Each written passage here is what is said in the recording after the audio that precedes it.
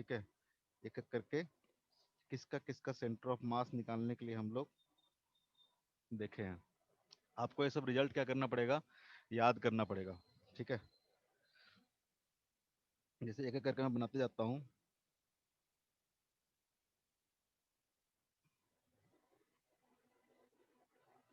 Semi circular ring, semi circular ring. ठीक है, कैसा होगा इसका शेप, सेमी सर्कुलर रिंग का शेप होगा इस तरह से। सपोज दैट इसका मास कितना है, m है, इसका रेडियस मान लेते हैं कि r है। इसका सेंटर ऑफ मास का कितना होगा, कहाँ पे होगा सेंटर ऑफ मास,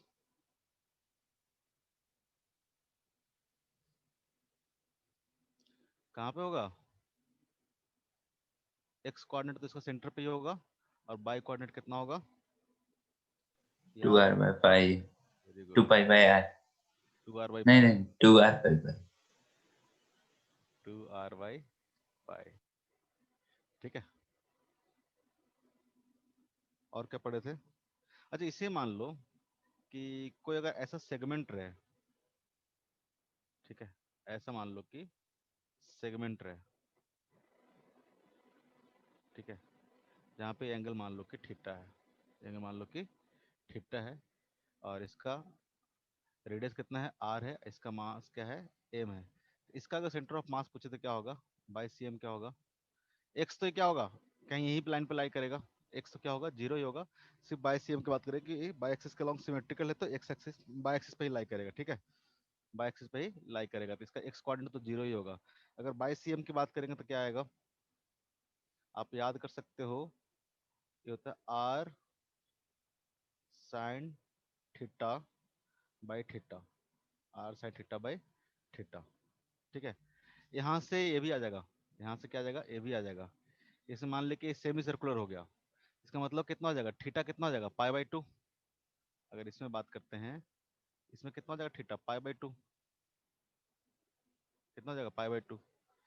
तो यहाँ पुट करोगे आर साइन 90, आर साइन 90 कितना हो जाएगा, साइन 90 हो जाएगा 1। अगर यहाँ से पुट करते हो, ठीक है, यहाँ से अगर पुट करते हो तो देखना कितना आएगा, थीटा अगर आपका हो जाए पाई बाई टू, थीटा क्या लिया, हाफ एंगल लिया ना, थीटा क्या लिया, हाफ एंगल लिया, यानी यहाँ से लेके यहाँ तक। तो theta equal to pi by two होगा तो क्या हो जाएगा, ये सेमी सर्कुलर रिंग बन जाएगा, नहीं बन जाएगा, सेमी सर्कुलर रिंग बन जाएगा, नहीं बन जाएगा। इन जनरल फॉर्मूला है, कोई भी एंगल थीटा होगा तो सेमी सर्कुलर रिंग बन जाएगा।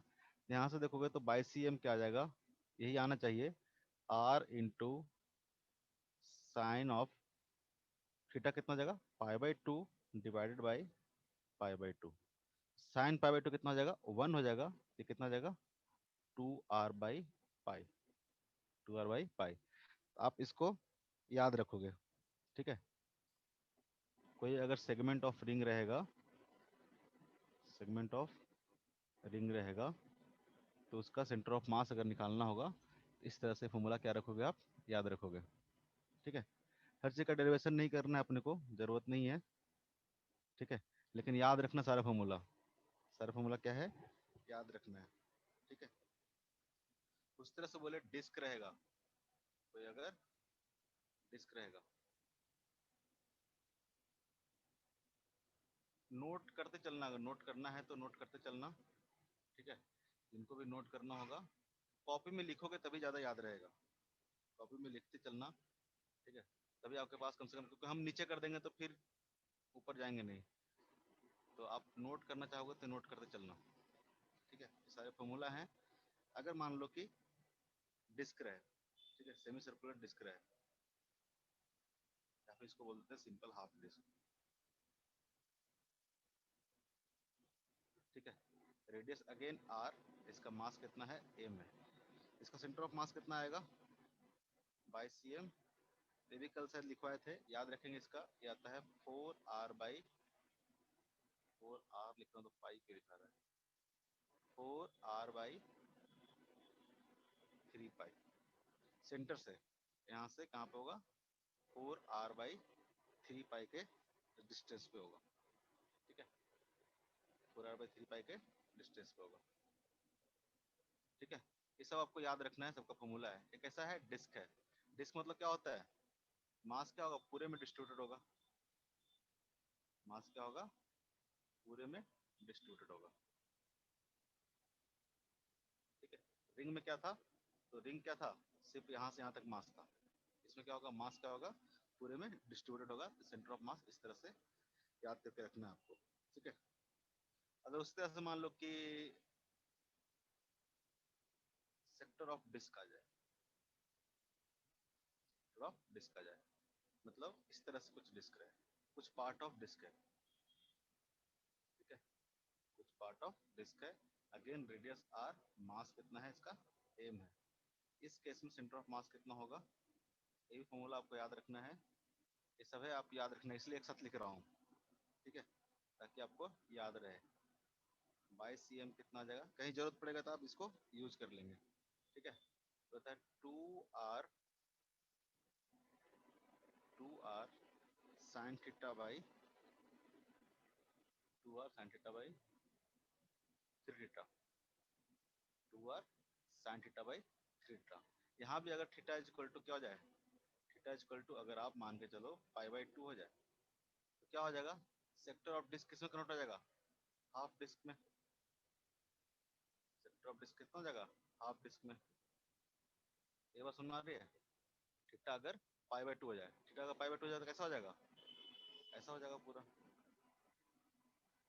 ठीक है, अगर ये फॉर्मूला यूज करके देखो तो बाई सी एम कितना आ जाएगा, Y C M is equal to two into R into sine pi by two, sine pi by two divided by three into theta, theta कितना जाएगा, तो पाई बाई टू कितना जाएगा, साइन पाई बाई टू तो कितना हो जाएगा वन, ये पाई बाई टू पर जाएगा तो कितना हो जाएगा, टू से मल्टीप्लाई हो जाएगा, तो हो जाएगा four R by three pi, four R by three पाई।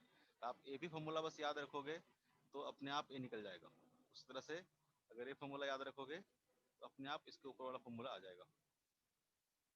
ठीक है, इसके अलावा और कौन सा आता है, इसके अलावा कौन सा आएगा, तो आएगा हेमिस्फेयर। ठीक है, सॉलिड, सॉलिड हेमिस्फेयर। ठीक है, सॉलिड हेमिस्फेयर कैसा होगा, ठीक है, हेमिस्फेयर कैसा होता है, तो कोई एक बॉल ले लो, मान लो कि पूरा सॉलिड बॉल है। ठीक है, उसको इस तरह से काट दोगे बीच से, इसका मान लेते हैं रेडियस कितना है, आर है, मास इसका भी एम है। इसका भी सेंटर ऑफ जो मास होगा कितना होगा, ये तो कल बताए थे, बाई सेंटर ऑफ मास कितना होगा हेमिस्फेयर का, याद रख लो, आर बाई क्या आर होगा, बाय टू। ये तो कल बताया था, सिंपल है। हेमिस्फेयर मतलब समझते हो ना, सॉलिड हेमिस्फेयर का मतलब क्या होता है, पूरे में क्या होगा, स्फेयर लो कोई भी, जैसे कि बॉल है, तो पूरे के अंदर क्या है, मास है, पूरे के अंदर क्या है, मास है, हॉलो नहीं है। हॉलो में क्या होगा, सिर्फ बाहर वाला पार्ट होगा, जैसे कि फुटबॉल हो गया, तो फुटबॉल कैसा हो गया, हॉलो स्फेयर हो गया। ठीक है, लेकिन एक लोहे का पूरा भारी बॉल ले लो जो पूरा अंदर से भरा हुआ हो, तो क्या होगा, सॉलिड स्फेयर होगा, उसको बीच से काट दोगे सॉलिड हेमिस्फेयर बन जाएगा। ठीक है, उस तरह से हॉलो हेमिस्फेयर हो सकता है, सॉलिड हेमिस्फेयर हो सकता है। ये सब वर्ड आपको पता होना चाहिए, कई बार हम लोग यूज करते रहेंगे। ठीक है, इसका मतलब पता है ना,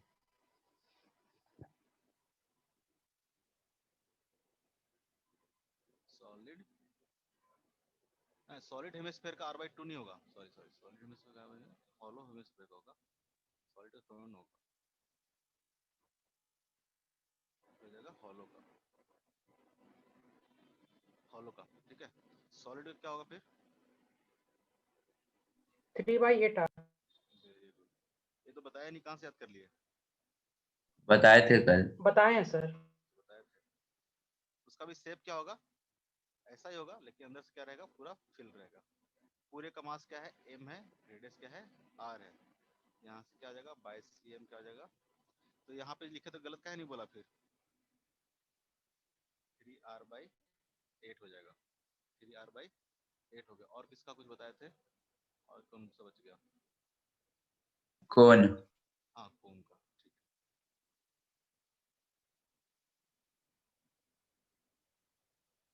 हॉलो कोन होगा, तो हॉलो कोन क्या होगा, अगेन ऐसा होगा,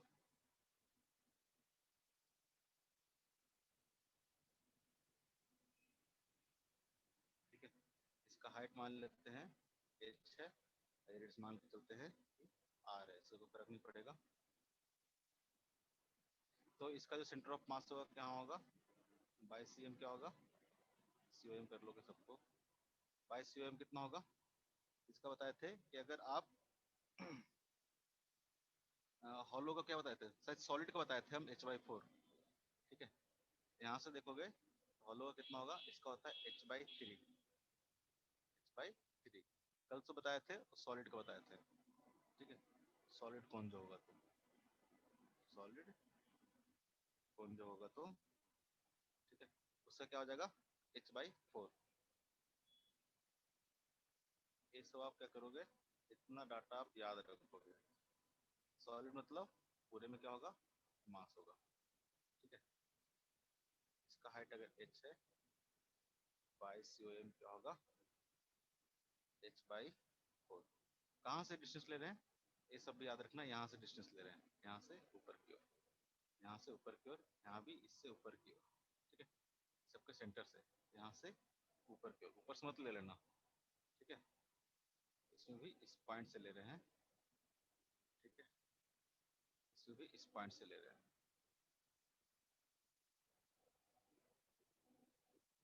ठीक है। इतने चीज का आपको सेंटर ऑफ मास याद रखना है, इतने पार्ट का सेंटर ऑफ मास आपको क्या करना है, याद रखना है। याद रहेगा, भुला जाओगे, याद रहेगा, एक साथ लिख दिया हूँ ताकि सब क्या करोगे, इसको याद रखोगे। एक क्वेश्चन देता हूँ, एनसीईआरटी का शायद है,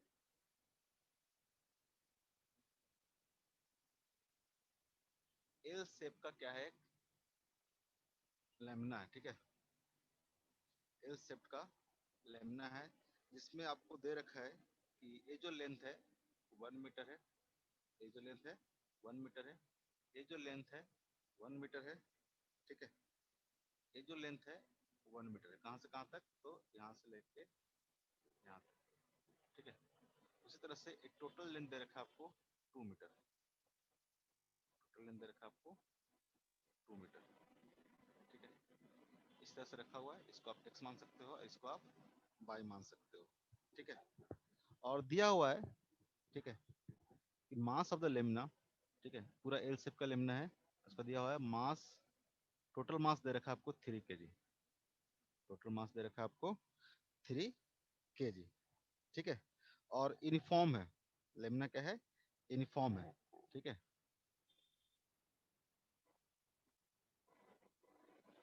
यूनिफॉर्म मास डिस्ट्रीब्यूशन, इसका सेंटर ऑफ मास निकालना है, ठीक है। मास जो क्या है, यूनिफॉर्मली डिस्ट्रीब्यूटेड है, टोटल मास दे रखा है m, और इस तरह से सब लेंथ दे रखा है, इसका सेंटर ऑफ मास आपको निकालना है कि इसका सेंटर ऑफ मास कहाँ होगा, इसका सेंटर ऑफ मास कहाँ पे होगा, ठीक है। कैसे निकालेंगे, सेंटर ऑफ मास कहाँ पे होगा, कैसे निकालेंगे,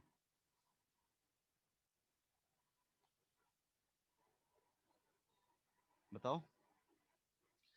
सबसे पहले बताओ, इसको करने से पहले, अगर मान लो इस तरह से कोई स्क्वायर प्लेट रहे, इस तरह से कोई स्क्वायर प्लेट रहे, ठीक है, 1 मीटर का, 1 मीटर का, इसका जो सेंटर ऑफ मास होगा कहाँ पे होगा, इसका सेंटर ऑफ मास कहाँ पे होगा, कैसे निकालेंगे, तो आप देखोगे, अगर मान लो कि ये जो प्लेट है, इसको क्या कर सकते हो आप, छोटे छोटे छोटे छोटे रॉड बना सकते हैं, छोटे छोटे रॉड बना सकते हैं, नहीं बना सकते हैं।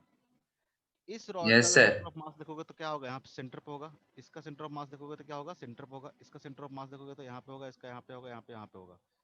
इस पूरे रॉड को आपको बताए थे कि सेंटर ऑफ मास ऐसा पॉइंट होता है जहां पे टोटल का टोटल मास क्या करता है, कॉन्सेंट्रेट करता है, टोटल का टोटल मास क्या करता है, कॉन्सेंट्रेट करता है। यानी इस रॉड को हटा के एक पॉइंट मास हम लोग बना सकते हैं इस तरह से, उसी तरह से इस रॉड को हटा के एक पॉइंट मास बना सकते हैं, ठीक है।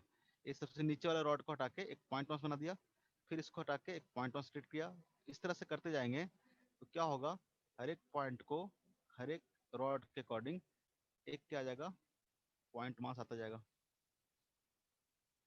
यानी centre of mass x coordinate देखेंगे इसका, ठीक है, अगर एक्स कोऑर्डिनेट देखेंगे, एक्स कोऑर्डिनेट सेंटर ऑफ मास का यहीं पे लाई करेगा। अब ऐसा एक रॉड बन गया, इसका भी मास कैसा है, यूनिफॉर्मली डिस्ट्रीब्यूटेड है। इसका जो सेंटर होगा, इसका जो सेंटर होगा उसका वहाँ पे मास होगा, सेंटर ऑफ मास।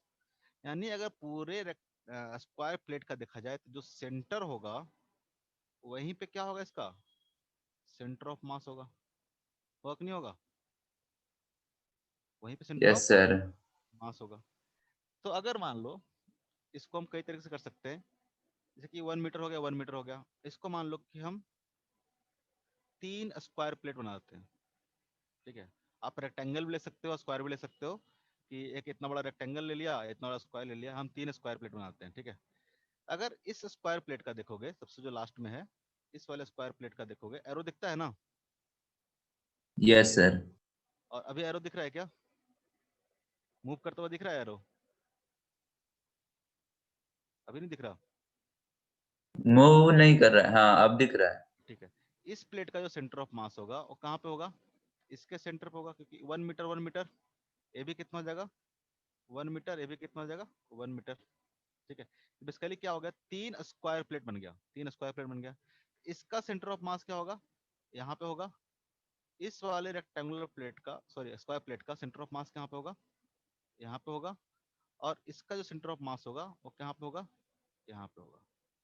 इस पूरे जो एल शेप्ड लैमिना था, इसको क्या कर सकते हैं हम लोग, इसको कन्वर्ट कर सकते हैं 3 पॉइंट मास में, ठीक है। एक पॉइंट मास यहाँ पे हो गया, एक पॉइंट मास यहाँ पे हो गया, और एक पॉइंट मास यहाँ पे हो गया। क्योंकि इस पूरे को हम लोग कैसे ट्रीट कर सकते हैं, एक पॉइंट मास की तरह ट्रीट कर सकते हैं। अगर इसका पूरा मास अगर m है, तो मानेंगे कि ये पूरा का पूरा, ठीक है, ये पूरा का पूरा एक पॉइंट मास की तरह हम लोग ट्रीट कर सकते हैं। और टोटल मास कहाँ पे होगा, तो सेंटर ऑफ मास पे, ठीक है। स्टार्टिंग में बताया था सेंटर ऑफ मास का कॉन्सेप्ट भी यही है, कि कोई भी फोर्स लगाना हो तो आप पहले centre of mass point locate करो, उस पॉइंट पे क्या करो, आप फोर्स लगा दो। तो यानी पूरे का पूरा जो स्क्वायर प्लेट है, सेंटर ऑफ मास की तरह ट्रीट कर सकते हैं। क्या कर सकते हैं हम लोग, सेंटर ऑफ मास की तरह ट्रीट कर सकते हैं, ठीक है। तो बताओ कि टोटल मास अगर 3 kg था, तो इसका मास कितना होगा, 1 kg होगा। इसका मास कितना हो जाएगा, 1 kg। अरे 3 पार्ट में डिवाइड कर दिया ना, तो यूनिफॉर्म मास डिस्ट्रीब्यूशन है, मतलब हर एक पार्ट का मास कितना होगा, 1 1 kg होगा। इसका मास भी कितना होगा, 1 kg। इसका मास भी कितना होगा, 1 kg। अब इसका बताओ, सबसे लास्ट वाले का, इसका कोऑर्डिनेट कितना होगा, इसका कोऑर्डिनेट कितना होगा। तो यहाँ से लेके यहाँ तक तो 1 हो गया, और यहाँ से यहाँ तक लेके कितना हो गया, हाफ हो जाएगा, हो जाएगा कि नहीं हो जाएगा। ये पूरा यहाँ से यहाँ तक तो 1 होगा, और इसके सेंटर पे है तो यहाँ से यहाँ तक कितना होगा, हाफ होगा। इसका जो एक्स कोऑर्डिनेट हो जाएगा वो कितना हो जाएगा 1 + ½ कितना हो जाएगा, 3/2, 3/2। और बाय कोऑर्डिनेट कितना हो जाएगा, 1/2। बाय कोऑर्डिनेट कितना हो जाएगा, 1/2। उस तरह से सबका निकाल सकते हैं। इस तरह से इसका कितना हो जाएगा, इसका हो जाएगा 1/2 कॉमा 1/2 कॉमा 1/2। और इसका कितना हो जाएगा 1/2 कॉमा, और इसका जो बाय क्वाड्रेंट कितना होगा 1 + ½ अगेन कितना हो जाएगा 3/2, कितना हो जाएगा 3/2, 1, 3/2। अब 3 पॉइंट मास का सेंटर ऑफ मास निकालना है, ठीक है। तीन, इसका एक्स निकालना होगा तो क्या होगा, एक्स = 1 × ठीक है 1 × 3/2 plus 1 × 1/2 plus 1 × 1/2, 1 plus divide by total mass कितना होगा 3। तो कितना हो गया है 3 1 4 1 5, 5 बाई कितना हो गया 6। उस तरह से अगर 22 बताएंगे तो 22 कितना हो जाएगा, तो निकाल लो 1 × इसका बाय कोऑर्डिनेट कितना हो गया 1/2 प्लस 1 × इसका बाय कोऑर्डिनेट कितना हो गया, तो 1/2 प्लस 1 × तीसरे वाले का, इसका भी कितना होगा 1 × 3/2, 1 × 3/2 डिवाइड बाई टोटल मास कितना हो जाएगा 3, 3 4 1 5 कितना हो जाएगा 5/6। ठीक है, इस पूरे का जो सेंटर ऑफ मास होगा क्या होगा, उसका एक्स कोऑर्डिनेट 5/6 और बाई कोऑर्डिनेट कितना होगा 5/6। ये बात समझ में आ रही है? Yes sir. ये बात समझ में आ रही है पक्का से? इस तरह यस से क्या सर। करोगे, अलग अलग मास का आप सेंटर ऑफ मास इस तरह से ट्रीट कर सकते हो। जैसे कि एग्जांपल देता हूँ, मान लो दो रॉड है, ठीक है, इसका लेंथ मान लेते हैं कि L है, इसका मास मान लेते हैं कि M है, ठीक है, और एक रॉड है इस तरह से रखा हुआ, ठीक है, इसका लेंथ मान लेते हैं कि 12 है और इसका मास भी मान लेते हैं कि 2m है, ठीक है, इसका लेंथ है L, इसका लेंथ है 12, इसका मास है M, और इसका मास है M और इसका मास है 2m, ठीक है।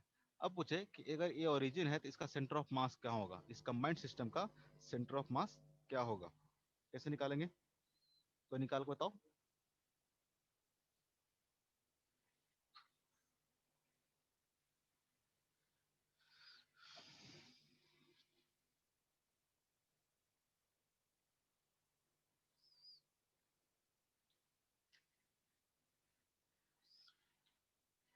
तो क्या होगा, कैसे ट्रीट करोगे, ये रॉड है, ठीक है, इस रॉड का सेंटर ऑफ मास पता है हमको कहाँ पे होगा, इस रॉड का सेंटर ऑफ मास हमको पता है कि यहाँ से L/2 डिस्टेंस पे होगा, L/2 डिस्टेंस पे होगा, और इसका सेंटर ऑफ मास कहाँ पे होगा, इसका सेंटर ऑफ मास यहाँ से L डिस्टेंस पे होगा, L, 0, और इसको लिखोगे हम लोग, इसको लिखेंगे 0, L/2, 0, L/2।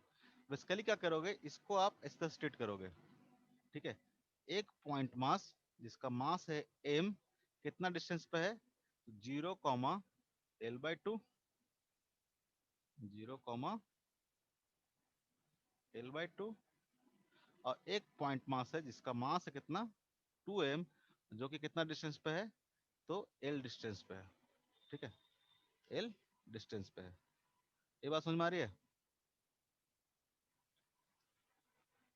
COM find out करना था, सेंटर ऑफ मास क्या होगा, एक्स कोऑर्डिनेट कितना हो जाएगा सेंटर ऑफ मास का, एक्स कोऑर्डिनेट कितना हो जाएगा सेंटर ऑफ मास का, तो हो जाएगा 2m, पहले इसका ले लेते हैं, 2m इंटू इसका x coordinate L plus m into इसका एक्स कोऑर्डिनेट कितना है 0 है, डिवाइड बाय टोटल मास कितना हो जाएगा 3m, तो कितना हो जाएगा ये, तो हो जाएगा 2L/3।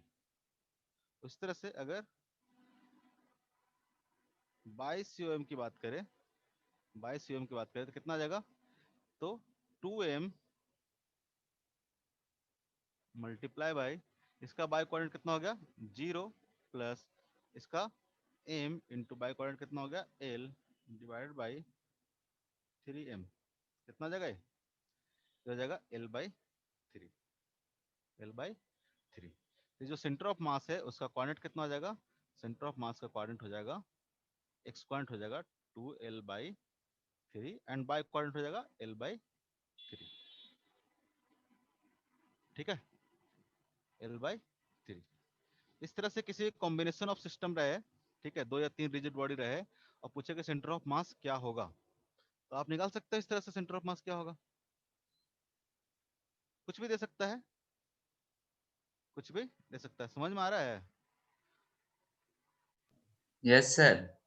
Yes note sir. कर, नोट आउट करते हो, नोट नहीं करोगे तो समझ में नहीं आएगा, नोट करने का टाइम लेना हो तो ले लेना, कोई दिक्कत नहीं है, क्योंकि टॉपिक थोड़ा धीरे ही चलेगा, फास्ट फास्ट पढ़ाने से कोई मतलब नहीं है, तो नोट नोट करते रहना साथ साथ, तभी समझ में आएगा, क्योंकि एक बार जब से खुद से नहीं लिखोगे तो नोट करना होगा तो टाइम मांगना, ठीक है, पीडीएफ जाता है वो अलग बात है, तो कितना पीडीएफ से तुम लोग नोट्स बनाते हो मुझे पता है, कोई बनाता है नोट्स, कोई बनाता है नोट्स, कोई नहीं बनाता, उस तरह से कोई भी दे सकता है कॉम्बिनेशन, ठीक है, सपोज दैट कुछ भी दे सकता है, नोट मत करना ये, मान लो कि ये सॉलिड कौन है और साथ में एक रॉड दे दिया, साथ में एक रॉड दे दिया, मान लो कि यहाँ पे एक स्फेयर दे दिया, सॉलिड स्फेयर दे दिया, कुछ भी दे दिया, बोले कि इसका सेंटर ऑफ मास क्या होगा, इसका सेंटर ऑफ मास क्या होगा। तो क्या करोगे, इसका जो सेंटर ऑफ मास होगा उसको प्लेस कर दोगे, पूरा का पूरा मास। ठीक है, मान लो m1 है, मान लो कि m2 है, मान लो कि m3 है। इसका सेंटर ऑफ मास क्या करो, आपको पता है, इसलिए ऊपर सारा फॉर्मूला लिखवाया है। इसका सेंटर ऑफ मास आपको पता है, इसका सेंटर ऑफ मास माना है, तो आपको क्या हो जाएगा, 3 पॉइंट मास की तरह आ जाएगा। 3 पॉइंट मास आ जाएगा, तीनों कोऑर्डिनेट पता चल जाएगा। कोई भी कॉम्बिनेशन दे दे, ठीक है, सॉलिड स्फीयर दे दे और साथ में दे दे क्या बोल दे, सिंपल एक इस तरह से रखा हुआ है, ठीक है, रॉड रखा हुआ है, तो सेंटर ऑफ मास क्या होगा। इस तरह कोई भी कॉम्बिनेशन देगा तो आप सेंटर ऑफ मास क्या कर सकते हो, निकाल सकते हो। ये बात समझ में आता है, ऐसा काम कर लोगे। हाँ बोलो ना जी, मैं भी चुप हो जाऊंगा फिर। हाँ बोलो। Yes sir. हाँ, ऐसे ही करना है। क्लास में तुम लोग स्कूल में ऐसे करते थे जी, 9 10 तक। ये कौन लिखा है, मिटाओ इसको, सिर्फ मैं लिखूंगा यहाँ पे। इस तरह कोई भी अगर क्वेश्चन रहेगा तो सेंटर ऑफ मास आप उस तरह से कैलकुलेट कर सकते हैं। ठीक है, अब मान लो एक और एग्जांपल देता हूँ। ये मान लो कि सर्कुलर डिस्क है, मान लो कि सर्कुलर डिस्क है। ठीक है, ये क्या है, एक सर्कुलर डिस्क है। इसका मास दे रखा था कैपिटल M और इसका रेडियस क्या था, 8 था। ठीक है, तो अगर ये डिस्क है तो इसका सेंटर ऑफ मास कहाँ पे होगा, इसका सेंटर ऑफ मास सेंटर पे ही होगा। सेंटर ऑफ मास कहाँ पे होगा, इसके सेंटर पे होगा। ठीक है, अब क्या कर रहा है कि इसमें से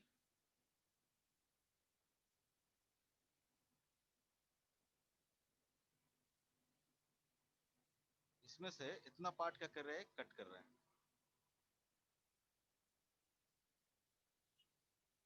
एग्जैक्टली इतना पार्ट क्या कर रहा है वो, कट कर रहा है।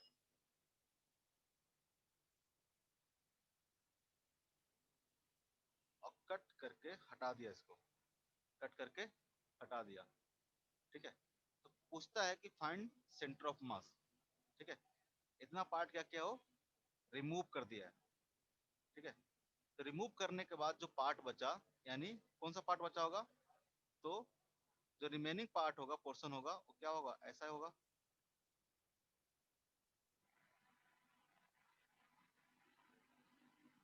ऐसा होगा कुछ। इसका सेंटर ऑफ मास आपको निकालना है, बात समझ गए ना। इसका सेंटर ऑफ मास क्या करना है, निकालना है। कैसे निकालेंगे,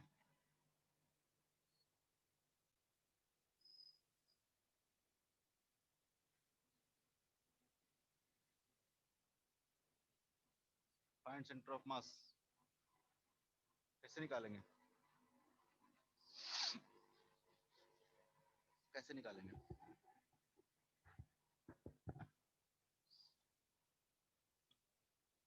कोई बताओ।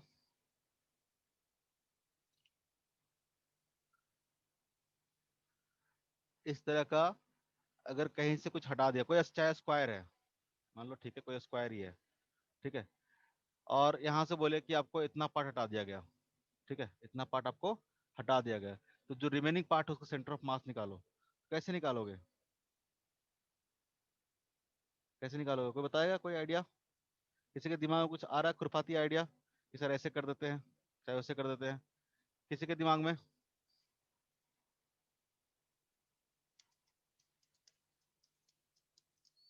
किसी के दिमाग में कुछ, मेरे भी दिमाग में नहीं आ रहा, क्या किया जाए, क्या किया जाए, कैसे निकालेंगे, कैसे निकालेंगे। सर हम्म, सर बड़े वाले सर्कल का जो रेडियस होगा वो छोटे वाले सर्कल का डायमीटर होगा। बड़े वाले सर्कल का, हाँ हाँ ये तो सही है, बड़े वाले सर्कल का तो ये जो इस हिसाब रेडियस से होगा। सर उसका अगर पाई/2 कर देंगे छोटे वाले सर्कल के रेडियस के लिए, उससे करके निकाल सकते हैं। कैसे निकालेंगे, प्रोसेस क्या होगा, ये क्या हो जाएगा, r/2 हो जाएगा, इसका रेडियस कितना हो जाएगा, r/2 हो जाएगा। अच्छा बताओ, सपोज दैट कि हम दो सिस्टम बनाते हैं। ठीक है, एक ऐसा और एक ऐसा। ठीक है, हम इसका जो छोटा वाला सेंटर मास है, इसका तो सेंटर ऑफ मास कहाँ होगा, यहाँ पे होगा। सेंटर ऑफ मास क्या होगा, यहाँ पे होगा। ठीक है, अब जो दूसरे वाला है, अगर मान लो कि हटाते नहीं तो सेंटर ऑफ मास क्या होता, यहाँ पे होता। अगर ये रिमूव नहीं करते तो सेंटर ऑफ मास क्या होता, यहाँ पे होता। यहाँ पे होता सेंटर ऑफ मास। ठीक है, इसके सेंटर पे बड़े वाले के, अगर ये पार्ट रिमूव नहीं होता, ये पार्ट अगर रिमूव नहीं होता। अब रिमूव करेंगे तो क्या होगा, सेंटर ऑफ मास इधर शिफ्ट करेगा कि सेंटर ऑफ मास इधर शिफ्ट करेगा, राइट करेगा कि लेफ्ट करेगा। देखो राइट। ऊपर नीचे तो नहीं करेगा, अगर इस एक्सिस के अलोंग देखोगे, अभी भी इस एक्सिस के अलोंग, ठीक है, एक्सिस के अलोंग मास क्या है, सिमेट्रिकल है, तो बेसिकली सेंटर ऑफ मास क्या करेगा, इधर कहीं शिफ्ट कर जाएगा। हम मान के चलते हैं कि चलो इस जो बचा हुआ पार्ट है उसका सेंटर ऑफ मास क्या है, यहाँ पे है। ठीक है, ये मान लेते हैं यहाँ से x डिस्टेंस पे है। ठीक है, यहाँ से x डिस्टेंस पे है। तो अगर यहाँ पे हम कोई मास ला के रख दे, ठीक है, मास ला के रख दे, कैसा मास, तो जिसका ये डेंसिटी होगा, जितना इसका डेंसिटी होगा, ठीक है, उतनी डेंसिटी का, ताकि यूनिफॉर्म डिस्क बन जाए। ऐसा नहीं है कि अलग मास को ला के रख देंगे कोई। ठीक है, आप ऐसा मटेरियल यहाँ पे यूज करो ताकि जिस मटेरियल का ये है जितना डेंसिटी है उतना ही डेंसिटी का यहाँ पे एक मास ला के रख दिए। तो जब मास रख देंगे तो क्या होगा, सेंटर ऑफ मास सेंटर पे आ जाएगा। सेंटर ऑफ मास क्या होगा, सेंटर, उसी को कर रहे हैं कि क्या किया हमने, इस तरह से वापस से जो रिमूव किया था ना पार्ट, उसको वापस ला के रख दिए। ठीक है, तो सबसे पहले बताओ जो पार्ट रिमूव किया गया था उसका मास कितना होगा, mass of the remove part.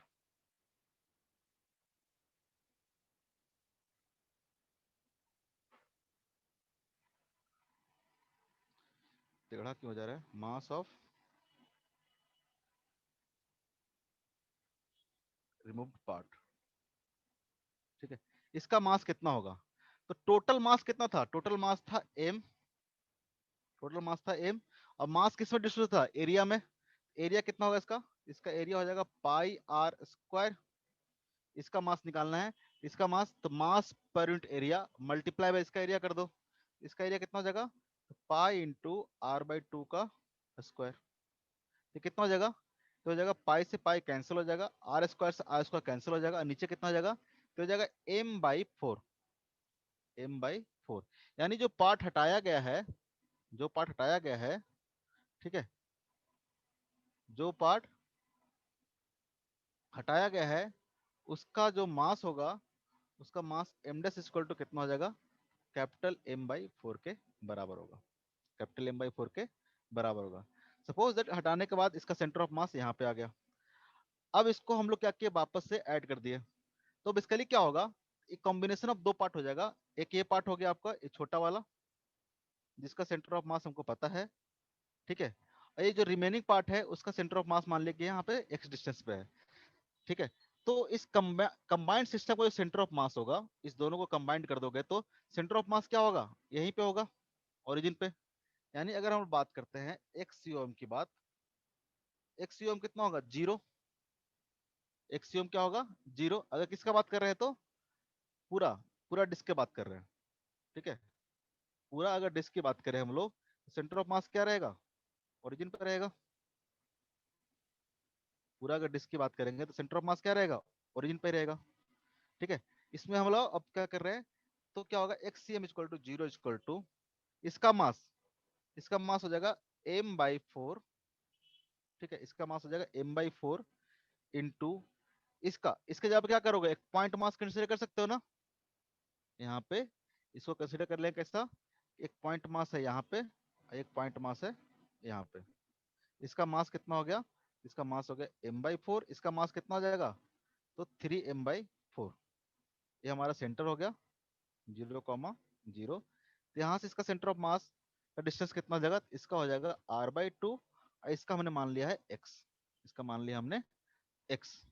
ठीक है, तो क्या हो जाएगा m/4, m/4 into r/2, m/4 into r/2 plus क्या हो जाएगा 3m/4, 3m/4 into x equal divided by total mass.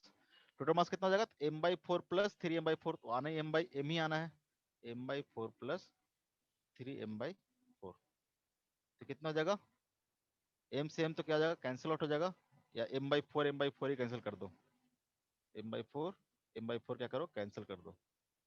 कितना बचेगा, ऊपर से बचेगा r/2 प्लस, ठीक है, यहाँ से कितना बच जाएगा, m/4 कॉमन कैंसिल कर दे, कितना बचेगा, बचेगा 3x/4, सॉरी 3x बचेगा ना, सिर्फ बचेगा 3x। 4 तो कॉमन ले लिया ना, 4 तो क्या है, कॉमन ले लिया, डिवाइड बाई, नीचे क्या बचेगा, नीचे बचेगा, यहाँ से बचेगा 3, यहाँ से बचेगा 1, कितना बचेगा 4, यहाँ से बचेगा 4। तो क्या हो जाएगा, 0 = r/2 प्लस 3x। फिर समझाऊंगा, कोई बात नहीं है, आधे को नहीं आएगा समझ में, इसका एक और सिंपल तरीका ही बताऊंगा, ठीक है। तो यहाँ से अगर देखोगे तो x = कितना आ जाएगा, x = आ जाएगा -r/6, -r/6, ये r/2 से चल जाएगा तो -r/2, और डिवाइड बाई क्या हो जाएगा, 3 हो जाएगा, तो क्या हो जाएगा, x = -r/6, ठीक है, -r/6। ये माइनस क्यों आया, तो एक्चुअली हमने यहाँ पे r/2 क्या लिया, पॉजिटिव लिया, r/2 क्या लिया, पॉजिटिव लिया, ठीक है, r/2 क्या लिया हमने, पॉजिटिव लिया, यानी इसका सेंटर ऑफ मास का कोऑर्डिनेट r/2 को हमने पॉजिटिव लिया है, मतलब इस डायरेक्शन को हम लोग पॉजिटिव कर रहे हैं, तो निगेटिव कहने का मतलब क्या होगा, ये क्या करेगा, इधर की ओर शिफ्ट कर जाएगा r/6। क्या किए समझो, समझ में तो नहीं आया होगा, नहीं आया ना, बोलो क्या आ गया। नहीं सर, नहीं आया। हाँ सुनो क्या करते हैं, फिर सुनो क्या कर रहे हैं, हम क्या किए, यहाँ से पार्ट को रिमूव कर दिया, इतना पार्ट को क्या कर दिया हमने, रिमूव कर दिया। जो रिमूव पार्ट है उसका मास कितना होगा, m/4 होगा। तो रिमूव करने के बाद जो रिमेनिंग पार्ट बचा उसका सेंटर ऑफ मास पूछ रहा था। तो जब हमने रिमूव नहीं किया था, जो हमने रिमूव नहीं किया था, तो सेंटर ऑफ मास क्या होगा, ओरिजिन पे होगा, ठीक है, सेंटर ऑफ मास क्या होगा, ओरिजिन पे होगा। ये बात समझ में आती है, क्योंकि इनफॉर्म डिस्क है तो उसका सेंटर ऑफ मास क्या होगा, ओरिजिन पे होगा। अब मान लो कि जो रिमूव कर दिया, अब मान लो कि रिमूव कर दिया, तो जो रिमेनिंग पार्ट बचा, ओह,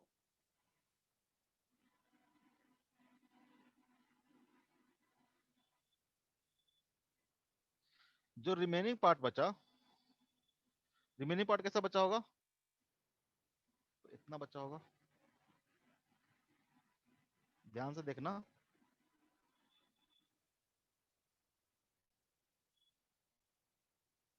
रिमेनिंग पार्ट इतना ही बचा होगा।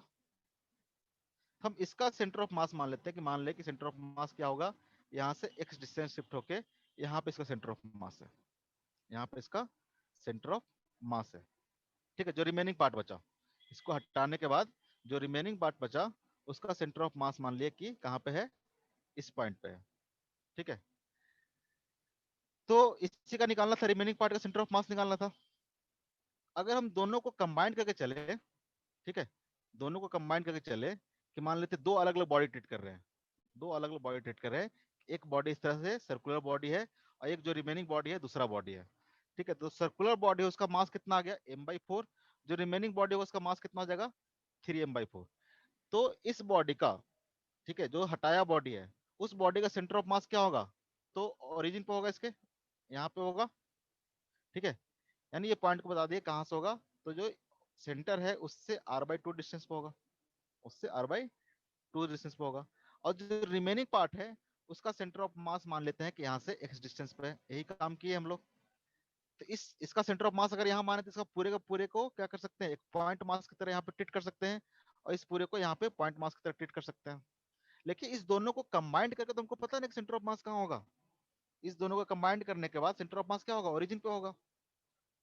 इस दोनों को कंबाइंड करने के बाद सेंटर ऑफ मास क्या होगा, ओरिजिन पे होगा, ये बात तो पता है हमको। इस दोनों पॉइंट का अगर कंबाइंड करके सेंटर ऑफ मास पता करते हैं तो बात कहाँ होगा, ओरिजिन पे होगा।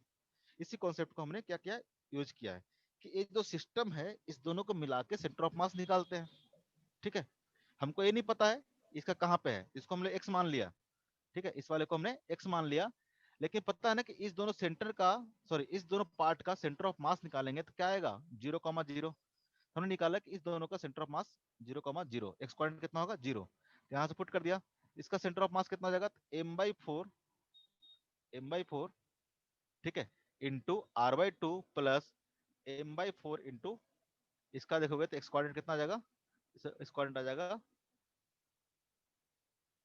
कितना, x, 0। ठीक है, तो यहाँ से सॉल्व किया तो एल एक्स इक्वल टू कितना आ गया, -r/6। ठीक है, तो माइनस बस इसलिए आया कि इस डायरेक्शन को हमने पॉजिटिव लिया था, r/2 को क्या किया था हमने, पॉजिटिव ट्रीट किया था, इसलिए यहाँ पे x क्या आ गया, नेगेटिव आ गया, r/2 इधर है तो x किधर जाएगा, इधर जाएगा। इस तरह से हम लोग इसको सेंटर ऑफ मास निकाल दिए। अब समझ में आया क्या, अब समझ में आया यस सर, आ क्या? गया। ठीक है, इसी को हम लोग एक दूसरे तरीके से करते हैं। ठीक है, इसी क्वेश्चन को हम लोग सेकंड मेथड से यूज करते हैं, वो थोड़ा आसान है। जो भी जहाँ पे जो आसान लगेगा आप यू क्या करना, यूज कर लेना। वेरी गुड, बड़ा बढ़िया गोल बन गया, ये बढ़िया गोल बन गया। ठीक है, इसका टोटल मास था कैपिटल एम, इसका रेडियस था आर। अब क्या करते हैं हम कि हम क्या कर रहे हैं बेसिकली, हम मान के चल रहे हैं एक क्या है, तो इस तरह का जो शेप बना, ठीक है, ये पार्ट हटाने के बाद जो शेप बना कैसा शेप है, तो बेसिकली ये शेप जो है एक कॉम्बिनेशन ऑफ टू मासेज है। एक मास, ठीक है, जिसका आपका मास हो गया कैपिटल एम प्लस, ठीक है, प्लस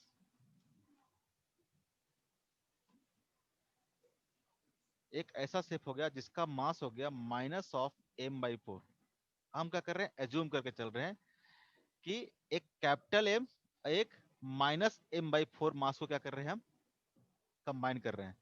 इस दोनों को अगर कंबाइन करोगे, ठीक है, इस दोनों को कंबाइन करोगे तो क्या बनेगा, इस तरह का सिस्टम बन जाएगा। बेसिकली टोटल मास था m, अब क्या करो यहाँ पे -m/4 का कोई नया सिस्टम रख दो, माइनस -m/4 का एक क्या करो, डिस्क रख दो। तो -m/4 का रखने से क्या होगा, इसका मास 0 हो जाएगा, इसका मास क्या हो जाएगा, 0 हो जाएगा। हो जाएगा कि नहीं हो जाएगा, इसका मास क्या हो जाएगा, 0 हो जाएगा। ये सिस्टम बन जाएगा नेगेटिव मास का। नेगेटिव मास ऐसा कुछ होता नहीं है, लेकिन नेगेटिव मास का कॉन्सेप्ट हम लोग यूज कर रहे हैं अपने कैलकुलेशन को सिंप्लीफाई करने के लिए। हम क्या कर रहे हैं, रिमूव करने का मतलब क्या हुआ, जैसे बोलते हैं ना कि 10 रुपए का घाटा हो गया, मेरे पास 100 रुपया था, 10 रुपया खर्चा हो गया। 10 रुपया खर्चा होने का मतलब क्या हुआ, आपने -10 रुपया कमाया। हाँ हाँ हाँ बोलते हैं ना कि हाँ। 100 रुपया था मेरे पास और 10 रुपया खर्चा हो गया यार, 10 रुपया खर्चा हो गया। तो अगर इसी को बोलना होगा तो क्या बोलोगे आप कि यार 100 रुपया था और हमने -10 रुपया अर्न किया, ऐसे ही बोल सकते हैं कि -10 रुपया हमने अर्न किया। तो बेसिकली क्या है, एक ऐसा मास है जिसमें हमने क्या किया, एक -m/4 क्या किया है, ऐड किया है। हटाने के जवाब में क्या बोल रहा हूँ कि -m/4 मास क्या किया हमने, ऐड किया है। दोनों बात सेम है, अलग है। आप रिमूव करो या फिर -m/4 मास आप यहाँ पे ऐड कर दो, दोनों एक तरह से सेम कॉन्सेप्ट है कि नहीं है। तो यस बेसिकली सर। क्या होगा, अब इसका अगर सेंटर ऑफ मास निकालना होगा रिमेनिंग पार्ट का, तो कैसे निकालोगे, ठीक है, रिमेनिंग पार्ट का अगर सेंटर ऑफ मास निकालना होगा तो कैसे निकालोगे, तो बेसिकली इसका सेंटर ऑफ मास, इसका सेंटर ऑफ मास क्या होगा, कैपिटल एम वाले का, इसका होगा 0,0 पे, और इसका क्या होगा, इसका ओरिजिन होगा, इसको हम लोग ले लेते हैं r/2,0, इसको माइनस ले लेता हूँ। ठीक है, बेसिकली मान लेते हैं कि सेंटर है, ये मान लेते हैं कि सेंटर है। ठीक है, तो इस वाले का तो मास कितना होगा, कैपिटल एम मास होगा, और इसका जो सेंटर ऑफ मास होगा 0,0। ठीक है, ये छुटको जो बचा, इसका हम लोग ले लेते हैं -r/2 ले लेते हैं। ठीक है, मान के चलते हैं ये क्या है, नेगेटिव एक्सिस है। जो पिछला बार नेगेटिव आ रहा था ना, पॉजिटिव आ जाएगा। पिछला बार जो नेगेटिव आ रहा था क्या आ जाएगा, पॉजिटिव आ जाएगा। क्यों, क्योंकि हमने इस डायरेक्शन को क्या माना है, नेगेटिव माना है। इस बार इस डायरेक्शन को नेगेटिव माना है तो डायरेक्शन क्या आ जाएगा, ऑटोमेटिक पॉजिटिव आ जाएगा। तो इसका जो हो जाएगा, इसका मास हो जाएगा -m/4, और इसका क्वाड्रेंट कितना हो जाएगा, -r/2,0। यहाँ तक समझ में आ रहा है, बस इतना ही है। यहाँ तक समझ में आ रहा है, कोई दिक्कत तो नहीं है। नो हम बस सर। क्या कर रहे हैं, हम बोल नहीं रहे हैं कि मास रिमूव किया गया, हम बोल रहे हैं कि ऐड किया गया है, कितना, -m/4 मास का आपने ऐड कर दिया है। तो बेसिकली जो सिस्टम बन जाएगा, अब इस तरह का सिस्टम बन जाएगा कि दो मास है, दो पार्टिकल सिस्टम है। ठीक है, एक क्या है, दो सर्कुलर सिस्टम है, एक का मास यहाँ पे, सेंटर यहाँ पे, और एक का क्या है, मास -m/4, और इसका भी सेंटर ऑफ मास क्या होगा, तो इसके सेंटर पे होगा, वो कितना हो जाएगा, -r/2, 0, -r/2, 0। अब इसको निकाल लो, इसका कंबाइन करके सेंटर ऑफ मास क्या आएगा, एक्सयूएम क्या आएगा, एक्सयूएम क्या आएगा, इसका मास कैपिटल एम, बड़े वाले का, इसका मास कैपिटल एम, और इसका एक्स कोऑर्डिनेट कितना है, तो 0, प्लस इसका मास, छोटे वाले का मास कितना है, छोटे वाले का मास है -m/4, -m/4, ठीक है, इनटू इसका कितना कोऑर्डिनेट है, इसका कोऑर्डिनेट है -r/2, डिवाइड बाय टोटल मास कितना होगा, तो m plus minus of m/4, m plus minus of m/4, ये कितना हो जाएगा, ये तो हो जाएगा 0, और ये कितना हो जाएगा, तो हो जाएगा mr/8, mr/8, और नीचे कितना आ जाएगा, तो नीचे आ जाएगा m माइनस m/4, कितना आ जाएगा, 4 माइनस 1 कितना आ जाएगा, 3m/4, 3m/4, तो यहाँ से m से m कैंसिल आउट कर दो, 4 से 2 टाइम्स कैंसिल कर दो, कितना बचेगा, ये बचेगा r/6। पॉजिटिव आया मतलब क्या होगा, पॉजिटिव आया मतलब इसका जो नेट सेंटर ऑफ मास होगा वो क्या होगा, कहीं यहाँ पे होगा, इस डायग्राम में दिखाता हूँ, इसका जो सेंटर ऑफ मास होगा वो यहाँ पे होगा, कहाँ पे, तो इसका एक्स कोऑर्डिनेट हो जाएगा r/6, 0, यानी सेंटर ऑफ मास क्या करेगा, इतना इधर राइट के डायरेक्शन में शिफ्ट कर जाएगा मास हटाने से। ये बात समझ में आया, आप दोनों में से किसी भी एक तरीका को यूज करके आप बना सकते हो, ये बात समझ में आया, ये बात समझ में आया, यस सर। बोलो ना जी, आया तो अगर आया तो बस एक एग्जांपल देता हूँ, इसको करके आना घर से भी, और यहाँ पे बस बताना है करना कैसे है, क्या करोगे, उस तरह से है। अब क्या कर रहा है, कर कुछ नहीं रहा है, बोल रहा है कि यहाँ से इतना मास को हटाया, वेरी गुड, समझ रहे हो ना कहाँ बनेगा, ये एकदम सेंटर पे है, ठीक है,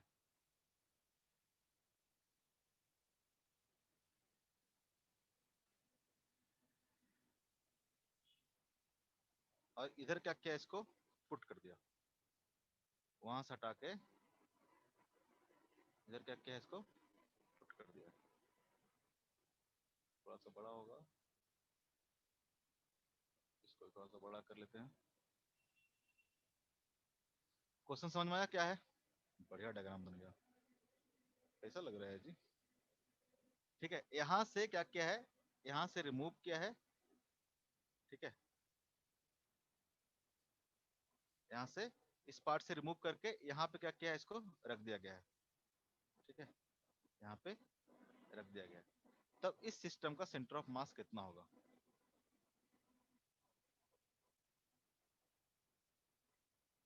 सेंटर ऑफ मास कितना होगा, बताओ, जब तक मैं इसे कलाकारी करता हूँ तो बताओ क्या होगा, टोटल मास कितना था इसका, m, इसका रेडियस कितना था, r, इसका अब क्या किया है, यहाँ से पार्ट को रिमूव करके यहाँ पे क्या किया है, ऐड कर दिया गया है, ठीक है, तो सेंटर ऑफ मास इसका कितना होगा, सेंटर ऑफ मास क्या होगा, इसका कितना होगा, तो बेसिकली क्या हो गया, देखो इसको, बेसिकली क्या है ये, तो ये है कॉम्बिनेशन ऑफ -m/4, इसका मास कितना होगा, -m/4, दिस प्लस इसका मास कितना होगा, m, इसका रेडियस कितना हो गया, r, इसका रेडियस आप मान सकते हो r/2 हो जाएगा, प्लस, ठीक है, प्लस क्या हो जाएगा, प्लस हो जाएगा m/4, इसका रेडियस कितना हो जाएगा, r/2। बेसिकली क्या है, इस तीन कॉम्बिनेशन का ये, इसको तीनों को कंबाइन करेंगे तो ये बन जाएगा चीज, इस तीनों को यस कंबाइन सर। करेंगे तो बन जाएगा, ठीक है, यस सर। तो इसको हमको तीनों को पॉइंट मास की तरह ट्रीट करना है, इसका सेंटर ऑफ मास कितना होगा, इसका सेंटर ऑफ मास ओरिजिन। होगा -m/4, इसका अगर ओरिजिन मानते हैं, इसका अगर सेंटर पे मानते हैं, ठीक है, इसको ओरिजिन मानते हैं हम लोग, ठीक है, ये हो जाएगा 0,0। ये वाला डिस्टेंस कितना हो जाएगा, हो जाएगा -r/2। इसका सेंटर ऑफ मास यहाँ पे होगा, ये कितना हो जाएगा डिस्टेंस, हो जाएगा -r/2, ठीक है। इसका सेंटर ऑफ मास कहाँ हो जाएगा, इसका हो जाएगा इसको हटा देते हैं डायग्राम में, कट गया जी, ठीक है। इसका सेंटर ऑफ मास हो जाएगा r/2, इसका सेंटर ऑफ मास हो जाएगा यहाँ पे +r/2, इसको बोल सकते हैं -r/2, ठीक है। इस पॉइंट मास का मास हो गया -m/4 और इसका सेंटर ऑफ मास होगा यहाँ से -r/2 डिस्टेंस पे। यहाँ पे मास कितना हो गया m, और यहाँ पे इसका मास हो गया आपको m/4 और कितना पे होगा, तो यहाँ से +r/2 डिस्टेंस पे होगा, ठीक है।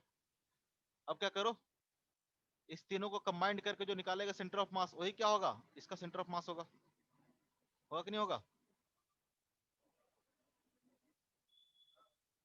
XUM क्या होगा, XUM क्या हो जाएगा, तो -m/4 into -r/2 plus mass, बीच वाला का मास कितना है, इसका निकालेंगे तो -m/4 इंटू -r/2, ठीक है, m1x1 प्लस m2x2, इसका तो कितना हो जाएगा m into 0 plus m3x3, m3 कितना है m/4 इंटू x3 मतलब यहाँ से लेके यहाँ तक का डिस्टेंस, यहाँ से लेके यहाँ तक, तो कितना हो जाएगा +r/2 divided by summation of all mass, वो कितना आ जाएगा m1 plus m2 plus m3, कितना आ जाएगा -m/4 प्लस ऑफ मास, तो m ही आना चाहिए, plus m plus of m/4, क्योंकि इसी मास को हटा के इधर रखे गए थे, टोटल मास तो उतना ही रहेगा, m/4 से m/4 क्या आ जाएगा, कैंसिल हो जाएगा। ये कितना हो जाएगा, ऊपर में आ जाएगा आपको mr/8 और mr/8, ये तो क्या होगा 0, तो कितना हो जाएगा mr/8, ये भी प्लस हो जाएगा ना, माइनस माइनस क्या हो जाएगा प्लस हो जाएगा, mr/8 प्लस mr/8 कितना हो जाएगा 2mr/8 यानी mr/4, 4 mr/4 डिवाइडेड बाय कितना हो जाएगा ये m से m कैंसिल हो जाएगा, तो कितना आ जाएगा ये r/4। पॉजिटिव आया मतलब ओवरऑल जो सिस्टम हुआ उसका जो सेंटर ऑफ मास होगा, मैं दिखा देता हूँ, किससे दिखा दूँ, पिंक से दिखा देता हूँ, ठीक है। जो रिमेनिंग पार्ट था, ठीक है, मतलब ए वाला पार्ट और इसके ऊपर जो रखा हुआ पार्ट था, उन सबका जो सेंटर ऑफ मास होगा कहाँ होगा, यहाँ पे होगा, क्या होगा, यहाँ पे होगा, जो कि कितना डिस्टेंस पे होगा r/4, ठीक है। इसका जो सेंटर ऑफ मास होगा ये क्या है, सेंटर ऑफ मास, इसका कोऑर्डिनेट हो गया आपका ए। ये बात समझ में आया। तो इस तरह से किसी भी बॉडी का आपको सेंटर ऑफ मास दिया रहेगा, ठीक है। नेगेटिव मास का कॉन्सेप्ट है, कोई बड़ी चीज नहीं है, बस नेगेटिव मास हम मान के इसका सेंटर ऑफ मास हम लोग इस तरह के बॉडी का निकाल सकते हैं, ठीक है। तो जैसा भी रहेगा उसका आप सेंटर ऑफ मास का कर सकते हो, आप निकाल सकते हो, ठीक है। सेंटर ऑफ मास का कर सकते हो, निकाल सकते हो। ये किसी भी बॉडी का सेंटर ऑफ मास निकालने का तरीका हो गया, ठीक है। नेक्स्ट टॉपिक है हमारा motion of centre of mass.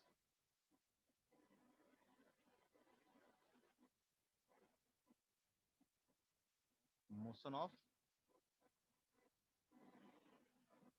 Centre of मास, ये चीज पढ़े हम लोग कि velocity of centre of mass क्या होगा, velocity of centre of mass क्या होगा। इन पार्टिकल सिस्टम में हम लोग पढ़े थे, मान लो कि इसका वेलोसिटी है v1, इसका मास है m1, इसका वेलोसिटी है मान लो कि v2, इसका मास है मान लो कि m2, इसका वेलोसिटी है मान लो कि v3, इसका मास है m3, इस तरह से मान ले कि इसका मास है mn और इसका वेलोसिटी है कुछ भी vn। तो velocity of centre of mass क्या होगा, अगर n पार्टिकल सिस्टम है सारे पार्टिकल का अलग अलग वेलोसिटी है, ठीक है, सभी पार्टिकल का अलग अलग वेलोसिटी है, तो इस पार्टिकल का जो सेंटर ऑफ मास होगा, इस सिस्टम का जो सेंटर ऑफ मास होगा, उसका वेलोसिटी का इतना होगा, ये हम पहले बताए थे, ये क्या होगा, ये होगा m1v1 plus m2v2 plus dot dot dot mn divided by m1 plus m2 plus dot dot dot dot mn plus dot dot dot dot mn, ठीक है। किसी भी पार्टिकल का अगर वेलोसिटी पता करना है सेंटर ऑफ मास का, तो आप इस तरह से उसका सेंटर ऑफ मास का वेलोसिटी क्या कर सकते हैं, आप पता कर सकते हैं, ठीक है। इसको कैसे लिख सकते हैं, तो m1v1 सब वेक्टर फॉर्म में है, ठीक है, सब क्या है, वेक्टर फॉर्म में है, वेलोसिटी क्या है, वेक्टर फॉर्म में है। m1 into v1, m1 into v1 क्या होता है, मास इंटू वेलोसिटी क्या होता है, उस पार्टिकल का मोमेंटम, मोमेंटम इक्वल टू क्या होता है, मास इंटू वेलोसिटी। अगर बात करते हैं मोमेंटम, इसे बताए थे, मोमेंटम इक्वल टू क्या होगा, तो p equal to mass into velocity, momentum, ये क्या हो जाएगा, पार्टिकल 1 का मोमेंटम p1 प्लस ये क्या हो जाएगा p2 plus dot dot dot dot क्या हो जाएगा pn divide by summation of all masses, summation of mi, यानी वेलोसिटी ऑफ सेंटर ऑफ मास इस तरह से भी लिख सकते हैं, velocity of centre of mass क्या हो जाएगा p1 p2 प्लस p3। अगर मान लो, ठीक है, सपोज दैट कि एफ एक्सटर्नल, एफ एक्सटर्नल, पहले उससे पहले एक्सेलरेशन क्या होगा, एक्सेलरेशन ऑफ सेंटर ऑफ मास, ये भी लिखवाया था, acceleration of centre of mass क्या होता है, शॉर्ट फॉर्म में लिख रहा हूं मैं, चल लिख लेता हूँ, चलो हटाओ, m1 into a1 plus m2 into a2 plus dot dot dot dot dot dot dot dot plus mn into an divided by क्या आ जाएगा summation of mi, summation of mi, ठीक है। अगर मान लेते हैं इस तरह से, मान लो कि किसी का अलग अलग पार्टिकल का एक्सेशन दे रखा है, ठीक है, तो सेंटर ऑफ मास का एक्सेशन निकालना हो तो आप इस तरह से सेंटर ऑफ मास का एक्सेलरेशन आप निकाल सकते हो, ठीक है, m1 into a1। Suppose that F external, F external क्या है, जीरो है, एफ एक्सटर्नल क्या है, जीरो है, तो उससे पहले एफ एक्सटर्नल इक्वल टू क्या होगा, एफ एक्सटर्नल लिखेंगे हम लोग, जैसे कि सिंपल लिखते थे फोर्स, फोर्स इक्वल टू क्या होता था, mass into acceleration, mass into acceleration, यहाँ पे हम लिखेंगे F external equal to total mass, system का टोटल मास, ठीक है, टोटल मास बोले तो टोटल मास इक्वल टू क्या होगा, तो summation of M I, summation of M I, ठीक है। एफ एक्सटर्नल इक्वल टू क्या आ जाएगा, समेशन ऑफ एम आई यानी total mass into acceleration of centre of mass, acceleration of centre of मास, ठीक है, एक्सेलरेशन ऑफ सेंटर ऑफ मास, ठीक है। जैसे वहां पे ना कि कोई एक पार्टिकल है, उस पर फोर्स लगा रहे हैं एफ, ठीक है, इसका मास है एम, इसमें कितना एक्सेशन आएगा, तो मान लो कि कई सारे पार्टिकल हैं, कई सारे पार्टिकल हैं, ठीक है, सबका अलग अलग एक्सेशन दे रखा है, लेकिन इसको कंबाइंड एक सिस्टम मानोगे तो क्या मानेंगे, इस पार्टिकल का जो भी सेंटर होगा, जो भी सेंटर ऑफ मास होगा, उस पर अगर फोर्स लगाएंगे हम, ठीक है, तो जो एक्सेलरेशन होगा सेंटर ऑफ मास का कितना आएगा, तो आएगा F external divide by total mass, F external divide by total mass, ठीक है। कुछ नया चीज नहीं है, कोई बड़ी चीज नहीं है, सिंपल सा चीज है, एफ एक्सटर्नल क्या आ जाएगा, M into acceleration of centre of mass, जैसे वहां पे करते थे, बस यहाँ पे सेंटर ऑफ मास करे जा रहे हैं। अगर suppose that if external equal to क्या आ जाए, जीरो आ जाए, इफ एक्सटर्नल इक्वल टू क्या आ जाए, जीरो आ जाए, ठीक है, तो क्या होगा, एफ एक्सटर्नल जीरो है, इसका मतलब क्या होगा, acceleration of centre of mass क्या होगा? 0। सेंटर ऑफ मास क्या होगा?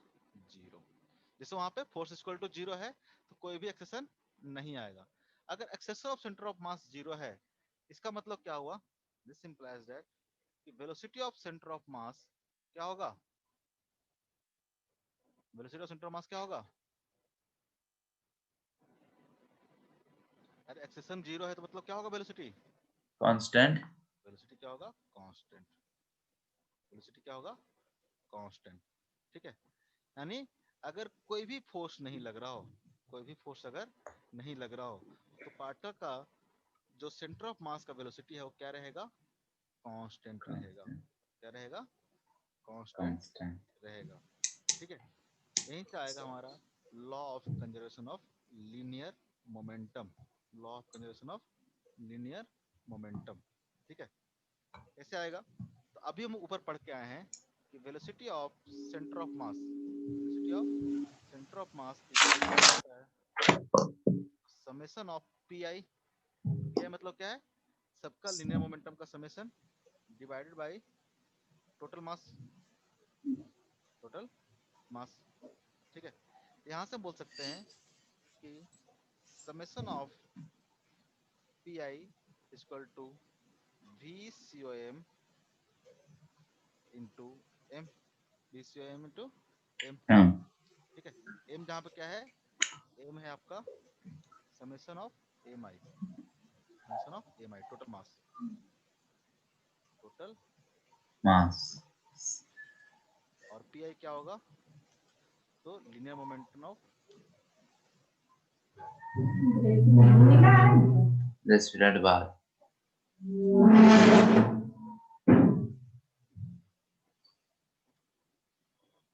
Linear momentum of ith particle. ith particle बोल सकते हैं पार्टिकल। ठीक है, अगर पी आई लिख दिया तो अगर बोल लो यहाँ पे if F external equal to 0, F external equal to 0, इसका मतलब क्या हो गया? तो velocity of centre of mass equal to क्या आ जाएगा? Constant. Velocity of centre of mass equal to क्या आ जाएगा? कांस्टेंट। कांस्टेंट। यानी यहाँ से भी बोल सकते हैं M into velocity of centre of mass equal to क्या होगा? कांस्टेंट, क्योंकि मास तो क्या है? कांस्टेंट टर्म है। मास क्या कर रहा है? वेरी करता है क्या? तो क्या आ जाएगा? कांस्टेंट हो जाएगा। ठीक है, इसका मतलब क्या होगा? अगर इफ एक्सटर्नल इक्वल जीरो, यानी force external force equal to 0 हो गया, ये क्या बता रहा है अपने को? This implies that summation of P I equal to क्या आएगा? Constant. Summation of P I equal to क्या आएगा? कांस्टेंट। यानी किसी भी टाइम पे समेशन ऑफ पी आई क्या है? तो sum of linear momentum all the particle. Sum of Linear momentum of all the particles.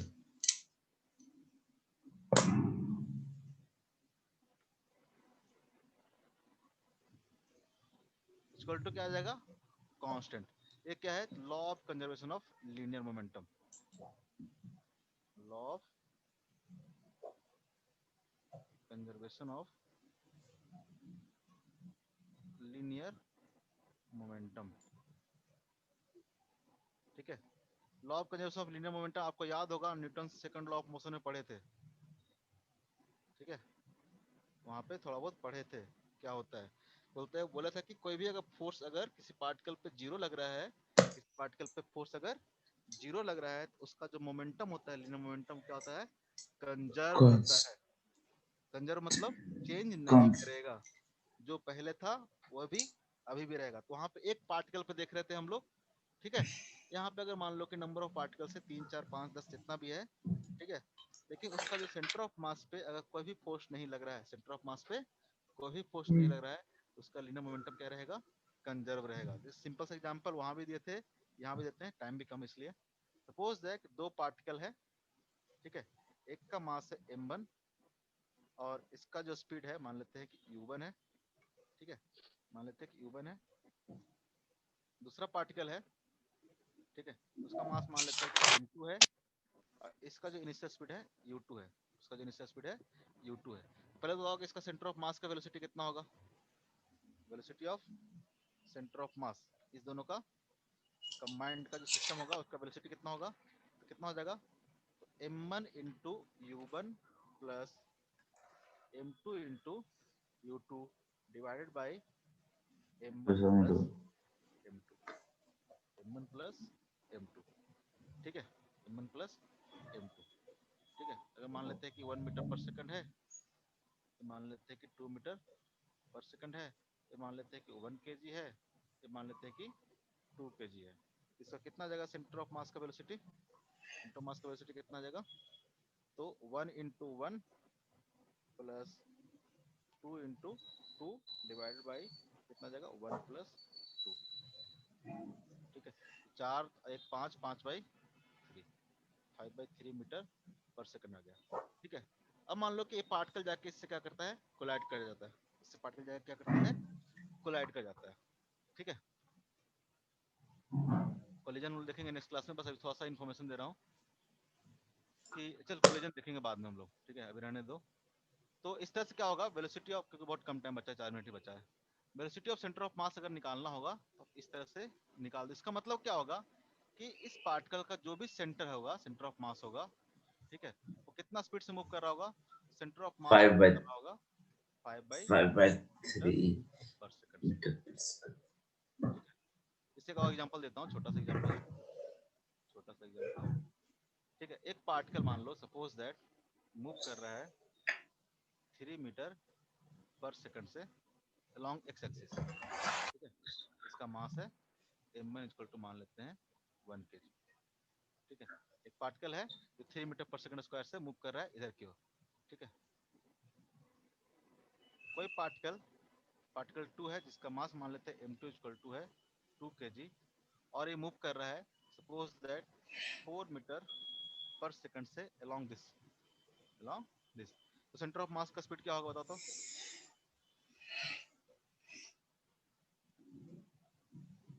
Find velocity of centre of mass क्या होगा,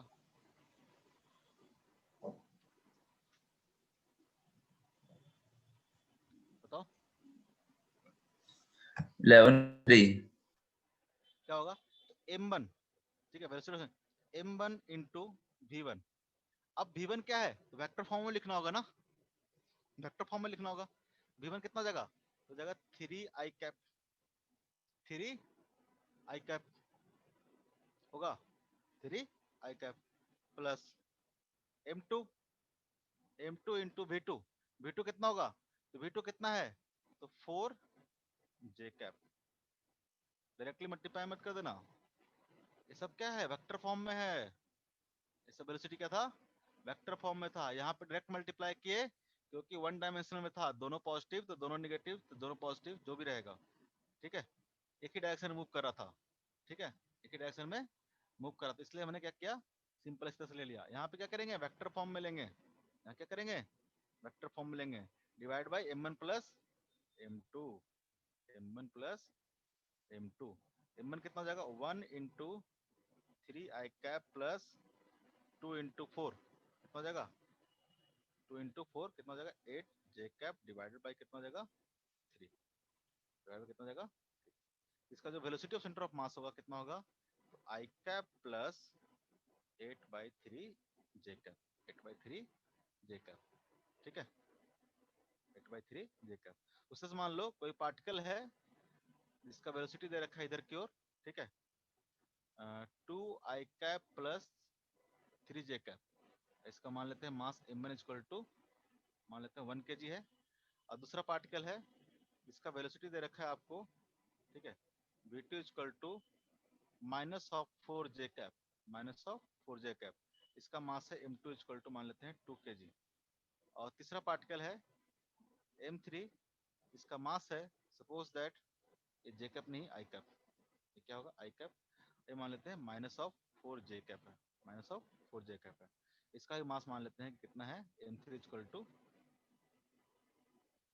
टू मान लेते हैं 2 kg, और v3 इक्वल टू कितना है minus of 4 into J cap. इसका velocity of centre of mass क्या होगा, velocity of centre of mass क्या होगा, सबको क्या करोगे वेक्टर फॉर्म में आप लिख दोगे, वेक्टर फॉर्म में लिख दोगे, ठीक है, और यहाँ से आप क्या करोगे फाइंड आउट कर लोगे, ठीक है। अगर वेक्टर फॉर्म में ना दिया हो कई बार, ऐसे दे दो, ये क्या कर रहा है, सपोज दैट 3 मीटर पर सेकंड से मूव कर रहा है at angle of 37 degree, horizontal के साथ एंगल ऑफ 37 डिग्री। और दूसरा पार्टिकल है जो कि मूव कर रहा है, सपोज दैट इस डायरेक्शन में मूव कर रहा है v2 स्पीड से, मान लो कि 5 मीटर पर second at angle of 60 degree, at angle of 60 degree. ठीक है, यहाँ पे दो मास है, एक m1 है एक m2 है। m1 इक्वल टू मान लेते हैं again 1 kg, m2 equal to मान लेते हैं 2 kg, m2 इक्वल टू मान लेते हैं 2 kg। तो velocity of centre of mass क्या होगा, तो पहले क्या करोगे, इसको आप वेक्टर फॉर्म में तोड़ के लिख लोगे, ज़्यादा आसान रहेगा। और वहाँ से क्या करोगे, m1v1 plus m2v2 divide by m1 plus m2 कर दोगे वेक्टर फॉर्म में। ठीक है, वेक्टर फॉर्म में लिखोगे m1v1 vector plus m2v2 vector divided by m1 plus m2। Same चीज यहाँ भी करोगे, m1v1 vector plus m2v2 vector, vector form में लिखना तो आता ही है, m1 प्लस m2। ठीक है, इस तरह से करके आप वेलोसिटी ऑफ सेंटर ऑफ मास निकाल सकते हैं। ठीक है, आज के लिए इतना ही, आज के लिए इतना ही। किसी को कुछ पूछना है जहाँ समझ में नहीं आया हो, कुछ पूछना है किसी को?